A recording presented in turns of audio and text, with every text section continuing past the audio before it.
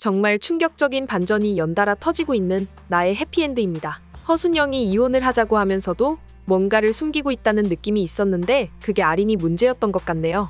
도림바이오는 신분을 확인하지 않고 친자 확인을 해주는 회사였습니다. 아린이가 7살이라고 했잖아요. 7년 전에 벌어진 사건에 대한 언급이 계속 나오는데 그게 바로 아린이의 출생과 관련된 일이었습니다. 허순영이 서재원한테 이혼을 결심하게 된 계기는 서재원이 아린이의 친엄마가 아니라는 결과를 확인한 순간이었던 것 같아요. 서재원이 아린이를 낳았는데 어떻게 서재원이 친엄마가 아닐 수 있겠냐는 생각이 먼저 들었지만 어릴 때부터 꾸준히 약을 복용해왔던 서재원이라고 하면 충분히 그럴 가능성이 있을 거라는 생각이 들었습니다. 서재원이 계속 먹었던 우울증 약의 부작용으로 아이를 가질 수 없는 몸이 되어버렸던 건데요. 자궁은 문제가 없었지만 난소가 망가져서 난자를 제대로 생산해내지 못했던 거였습니다. 아이를 갖고 싶었던 서재원은 정말 충격적인 방법으로 임신에 성공했던 거죠. 그건 바로 권윤진의 난자로 시험관을 수정해서 자기한테 착상을 시키는 방법이었습니다. 그런 짓을 벌여놓고 권윤진의 난자를 받았다는 사실을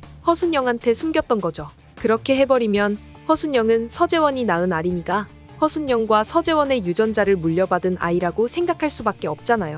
서재원의 아린이를 출산하는 과정을 함께 했으니까 아린이 아빠가 다른 사람이라는 생각은 할 수 있어도 아린이가 서재원의 피를 물려받지 않았다는 건 상상조차 하기 힘든 상황이었겠죠. 하지만 허순영이 받아본 유전자 검사 결과는 충격적이었습니다. 아린이는 허순영과 친자관계가 성립하는데 서재원과는 친자관계가 성립하지 않았던 거죠.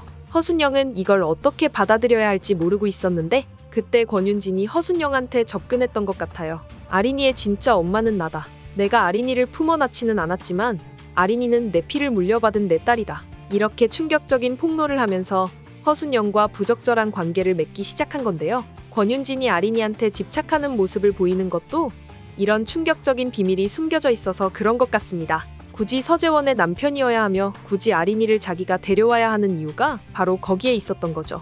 아린이가 권윤진을 만나고 나서 갑자기 울음을 터뜨렸던 것도 권윤진이 서재원은 가짜 엄마고 진짜 엄마는 자기라는 이야기를 해서 그런 게 아닐까 싶은데요. 그런데 권윤진이 뒤에서 꾸미고 있는 수작은 그것만이 아닌 것 같습니다. 백승규의 죽음에 권윤진이 얽혀있는 것 같은 단서가 나왔잖아요.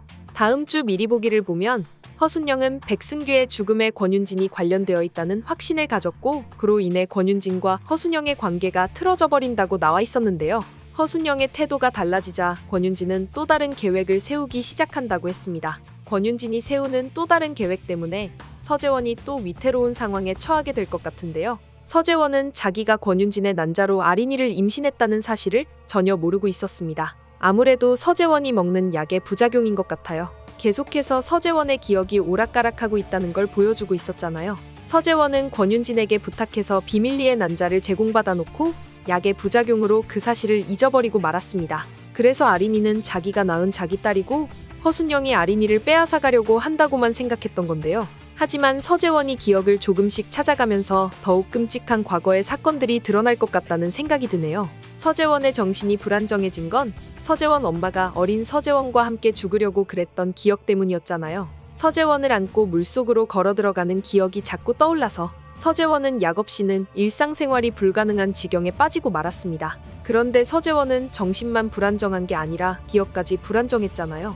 어쩌면 과거 서재원 엄마의 음독 사건이 서재원이 저지른 일일지도 모른다는 생각이 들었습니다. 과거 서창석은 서재원의 엄마를 데리고 3차례나 병원에 방문했다고 했어요. 그런데 3번 모두 실수로 마셨다고 했고 엄마도 실수로 마신 거라고 증언했습니다. 엄마와 아빠 모두 실수라고 했지만 그게 3번이나 반복된다는 게 말이 안 된다는 이야기였는데요. 엄마와 아빠가 누군가를 감싸기 위해서 3번 다 실수라고 말을 맞춘 게 아닐까 하는 생각이 들었습니다. 엄마한테 농약을 먹인 건 어린 서재원이었던 거죠. 서재원은 엄마가 자기를 죽이려고 했다는 트라우마를 안고 있었고 그래서 수시로 엄마가 먹는 물이나 음식에 약을 탔던 것 같습니다. 그래서 약을 마시고 괴로워하는 엄마를 서창석이 데리고 병원에 드나들었는데 서재원이 그랬다는 이야기를 차마 할 수 없어서 3번을 모두 실수라는 변명으로 덮어버렸다는 생각이 드는데요. 서재원의 기억에 남아있지 않은 사건들이 하나씩 떠오를 때마다 나의 해피엔드가 엄청난 반전을 보여줄 것 같습니다. 어쩌면 정말 나쁜 사람은 주변 사람들이 아니라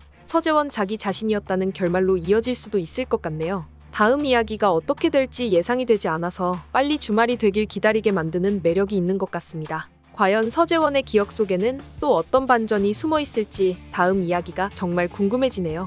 이번 영상 재미있으셨으면 구독과 좋아요 부탁드립니다. 구독은 저에게 큰 응원이 됩니다. 오늘도 시청해주셔서 감사합니다.